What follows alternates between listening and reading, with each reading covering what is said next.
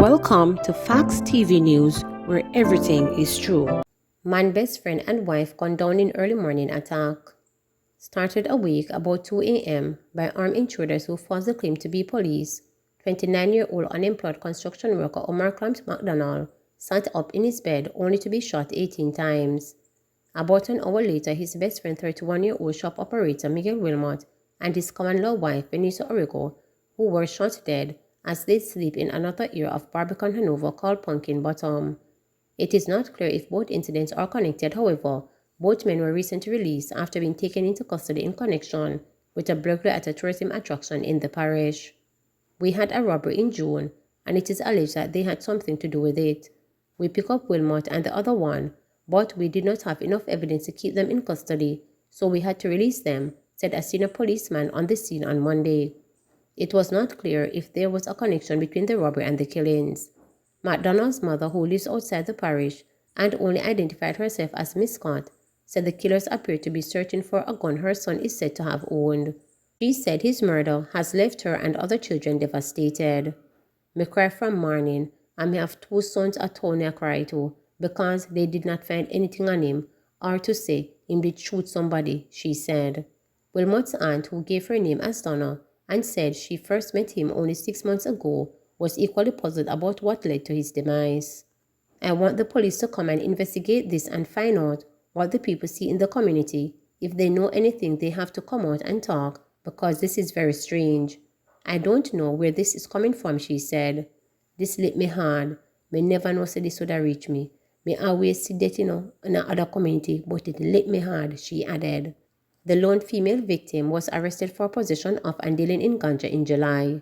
She was reportedly given bail on the same day. She leaves behind 4 children. The youngest is about to start primary school. Councillor caretaker for Sandy Bay Division, Navarine Brown, Jamaica Labour Party, spoke fondly of her, whom she said was well known. She said she had played a vital role in an initiative to get children from the area back to school after face-to-face classes resume. "She was the one who brought us in, and we brought in CDA Child Development Agency, the Jamaica Constabulary Force JCF, and the MP Dave Brown JLP to come in and talk to these children," stated Brown. "It is very sad that this has to happen. I was taken aback. The community has lost a very, very good soldier because she fought for the community," she added. Labour charged after gun seized in Trelawney stop and search. A Trelawney labourer was on Sunday charged after being held with a gun during a police stop and search. He is 26-year-old Victor Allen, otherwise called Janelle, of Falmouth, who is charged with illegal possession of firearm. The police report that a team was conducting a patrol along Market Street when around 6:40 a.m. Allen was seen acting in a suspicious manner. He was stopped, searched, and a 9mm pistol and a magazine containing 17 9mm rounds was found in a bag he was carrying, the police reported. He was subsequently arrested and charged. Firearms seized in St. James, man charged. A man was arrested and charged following the seizure of an illegal gun in West Village, Montego Bay, St. James. Charged is 32-year-old Keena Gale of West Village. His court date has not been finalized. The police report that about 5:20 a.m. on Saturday, cops were in the area when a house that was occupied by Gale was searched. During the search, a Taurus 9mm pistol was found in the bottom drawer of a dresser in a room. Following an interview in the presence of his attorney, Gale was charged. Order for 2 lawyers to turn over documents or being imprisoned put on hold. The Court of Appeal has put on hold an order made against Queen's Counsel Dennis Fitzen and attorney at law Herbert Grant to hand over documents to a liquidator or be committed to prison. On July 13, Parish Court Judge Alisa McIntosh ordered the 2 to turn over the funds within 14 days. The case was heard in the Civil Division of the Kingston and St. Andrew Parish Court. Attorney at law Kevin Williams had said then that Kitson and Grant would appeal the decision. The issue of the enforceability of an attorney's liable for non-payment of bills in such circumstances is of paramount importance to the legal profession and must be determined definitively, Williams told reporters. Roger Finn, the liquidator for Mount Royal Cooperative Society at 5 Holtburn Road, Kingston 5th, had applied for an attachment order after the law firm Stuart Phillips and Grant failed to comply with his order to hand over approximately 100 certificates of titles and sales agreements. Kitson took over as managing partner of the firm after Grant retired in December last year. The law firm handled legal affairs for Mount Royal for many years. Court of Appeal Judge Evan Brown, after hearing an application on July 26, granted an interim order for a 28-day stay of the order made by the parish judge.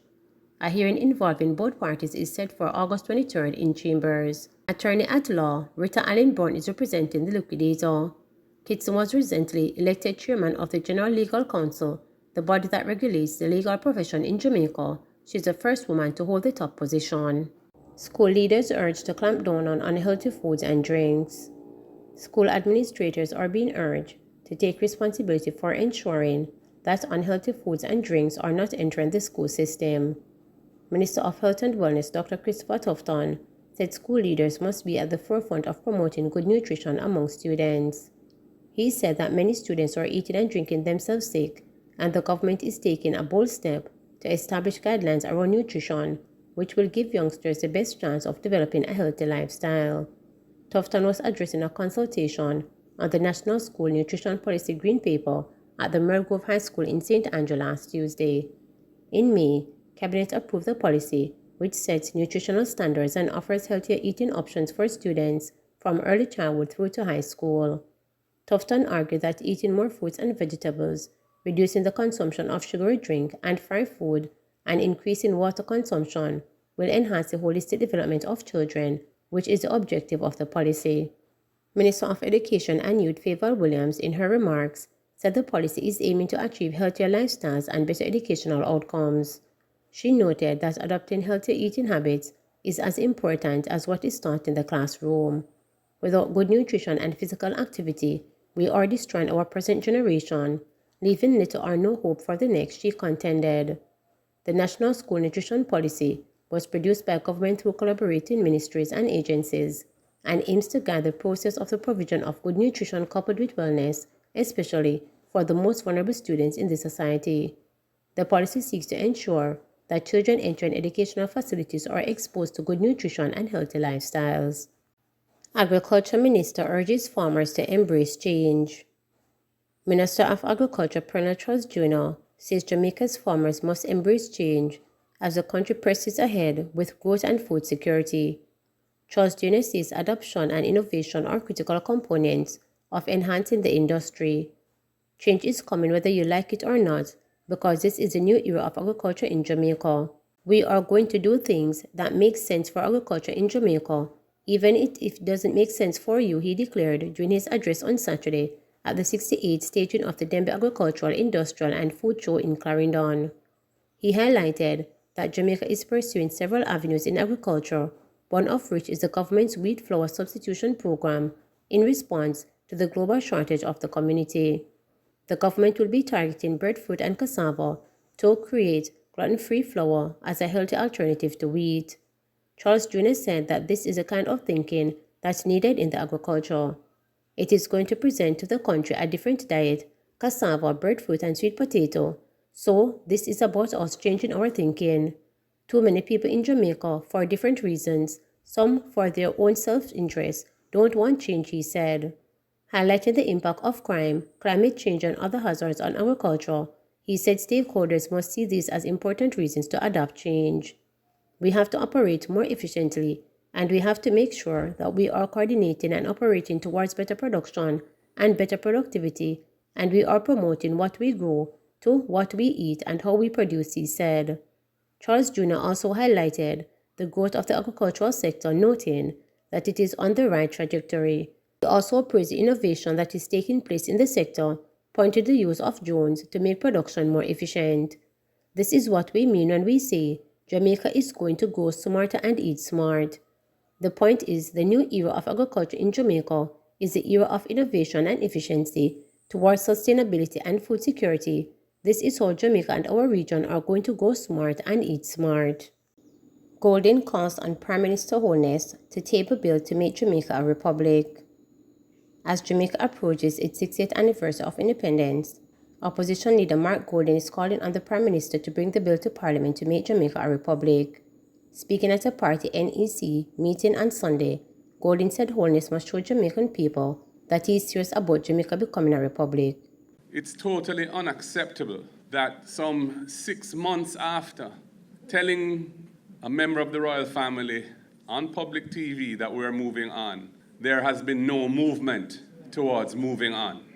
It is not the case that we don't know where we're going and that the ideas have not been fleshed out. The ideas as to how we are going to achieve this, certainly in the short term, have been fully ventilated in a process that took 2 decades and which led to consensus around how it should be done. Those are drafting instructions available to be put into a bill to amend our Constitution. We would like to see that bill brought to Parliament without further delay. The Caribbean Court of Justice is of our making. We were integrally involved in its design. We have financed our portion of it. We borrowed money through the Caribbean Development Bank to fund our portion of the trust fund that ensures that the court is protected and shielded from political interference because it is adequately funded. It does not depend on any budget of any government. We did all that. We paid back those loans. We should be using the court, which is an excellent court, staffed with top-rate judges, which is increasingly recognized around the world for the quality of its jurisprudence. Access to justice for our people is something that we will not relent on. We are committed to it. Please remember to subscribe, like, share, and click the notification bell for daily updates.